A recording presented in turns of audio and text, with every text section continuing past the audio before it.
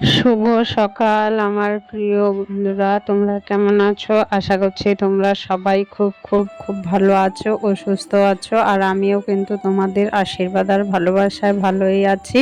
আর সকালবেলা উঠেই দেখো চলে আসলাম প্রত্যেক দিনের মতো নতুন একটা সকালের নতুন একটা ভিডিও নিয়ে।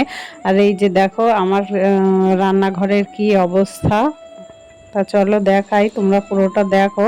আর এই যে সকালবেলায় দেখো হচ্ছে চা খেয়ে দুষ্টুকে স্কুলে দিতে গেছিলাম। ওরা কেউ পড়ছে আর কেউ স্কুলে গেছে, যেহেতু দুষ্টুকে স্কুলে দিয়ে চলে এসেছি। আর যে চা খাওয়ার বাসনগুলো ছিল সেইগুলো ধুয়ে মেজে নেব। তা চলো বাসনগুলো মেজে ধুয়ে নিই, আর ততক্ষণ কিন্তু তোমরা অবশ্যই ভিডিওটা দেখতে থাকো। আর হ্যাঁ, আর একটা কথা বন্ধুরা, আমার ভিডিওটা যদি একটুকু ভালো লাগে তাহলে কিন্তু অবশ্যই একটা লাইক করতে ভুলো না। তোমাদের একটা লাইক আমাকে পরবর্তী ভিডিও বানাতে খুব উৎসাহিত করে। আর তোমরা যদি কেউ চাও কমেন্ট করতে, তা তোমরা কিন্তু কমেন্ট করতে পারো, করে তোমাদের মতামত কিন্তু অবশ্যই জানাতে পারো।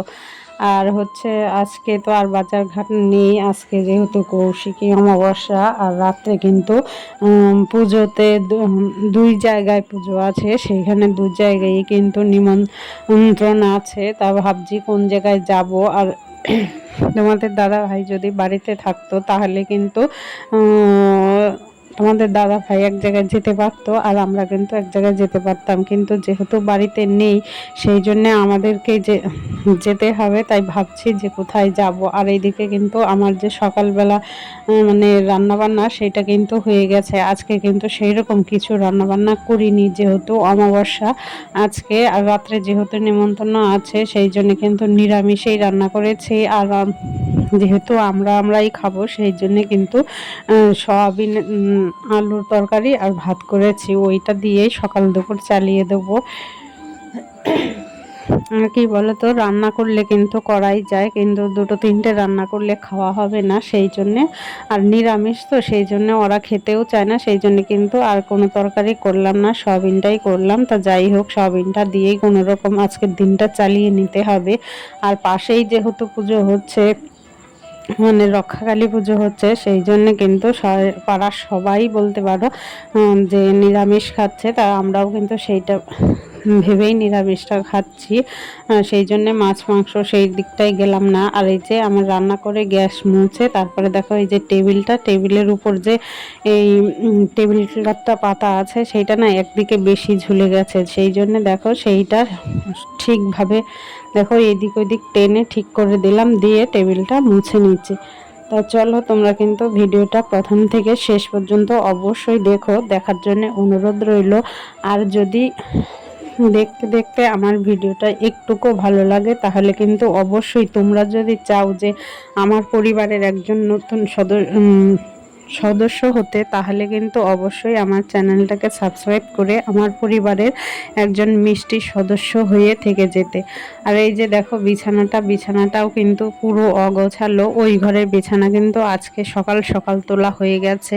মানে সেইটা তোমাদের সঙ্গে শেয়ার করতে পারলাম না, কারণ আজকে যেহেতু গানের স্যার এসেছিল শোনার, সেই জন্যে খুব সকালবেলায় উঠেই কিন্তু ওই ঘরের টুকটাক কাজকর্ম যা ছিল সেইগুলো করে দিতে হয়েছে। মানে ঘরটা যদি গোছানো না থাকে সকালবেলায় একজন আসলে তারও বা দেখতে কেমন লাগে, আর নিজেদেরও কিন্তু খারাপ লাগে, তাই না? একটু লজ্জাও মনে হয় যে একজন বাড়িতে এসছে ঘরটাও অগোছালো থাকলে দেখবে তখন কিন্তু নিজেরই খারাপ লাগে। আর এই যে দেখো এই ঘরের বিছানাটায় কিন্তু আমরা কেউ শুই না, কিন্তু বাড়িতে যদি কেউ আসে আত্মীয় স্বজন বলতে পারো, তখন কিন্তু শোয়া হয়, সেই জন্যে এই বিছানাটাও একটু গুছিয়ে রাখার চেষ্টা করি, জানি না কতটা কি পারি। তা তোমরা তো ভিডিও অবশ্যই দেখে অবশ্যই বলো যে কতটা কি করতে পারি। আসলে নিজের কাজকর্মের ভালো মন্দ নিজে তো আর বোঝা যায় না, তাই না? সেই জন্যেই তোমাদের উপরেই দায়িত্ব দিলাম যে তোমরা অবশ্যই কমেন্ট করে বলো যে আমি ঠিকঠাক গুছিয়ে করতে পারলাম কি না। তা দেখো বিছানাটা কিন্তু আমার গোছানো হয়ে গেছে।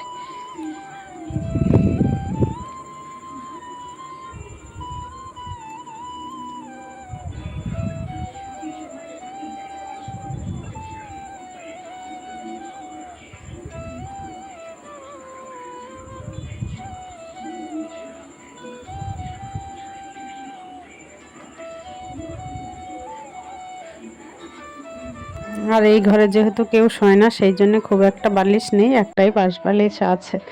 তো দেখো আমার কিন্তু এই ঘরের কাজকর্মগুলো সমস্ত গোছানো হয়ে গেছে, করা হয়ে গেছে। এই যে দেখো ফাইনাল লুকটা, তো ফাইনাল লুকটা দেখে অবশ্যই কিন্তু তোমরা বলবে যে আমি কি পরিষ্কার পরিচ্ছন্নভাবে কাজগুলো করতে পারলাম কি না, বা কতটা পারলাম।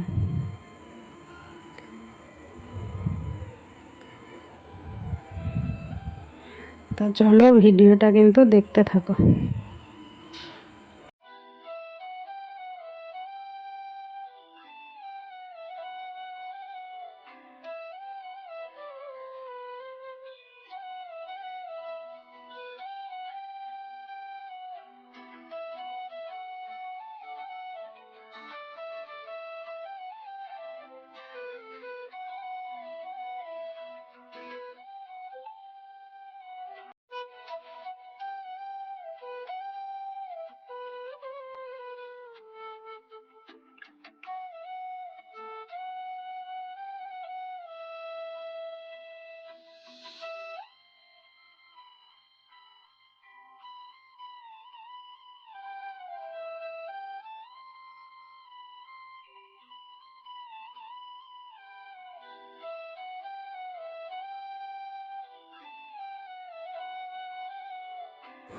আর বাড়ির সমস্ত কাজকর্ম করে তারপরে কিন্তু চলে গেছিলাম দুষ্টুকে স্কুল থেকে আনতে। দুষ্টুকে স্কুল থেকে এনে একটু বাজারের দিকেও গেছিলাম, একটু দরকার ছিল সেই জন্যে।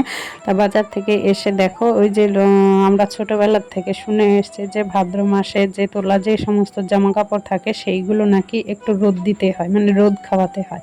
তা সেই কথাটা ভেবেই কিছু জামা কাপড় দেখো বের করে রোদ্রে দিলাম। ভাদ্র মাসের রোদ খাওয়াতে হয় সেই জন্যে। তাদের রোদও কিন্তু প্রচণ্ড রোদ উঠেছে, যদি 1 ঘন্টা এই রোদ্রের মধ্যে রেখে দিই না, তাহলে একদম জামা কাপড়গুলো পুরো গরম হয়ে যাবে, তখন কিন্তু তুলে নিয়ে রেখে দেবো। আর এই যে রোদ্রের মধ্যে দিচ্ছে না, ঘরে মধ্যে এসে কিন্তু কোনো কিছুই আমি দেখতে পাচ্ছিলাম না।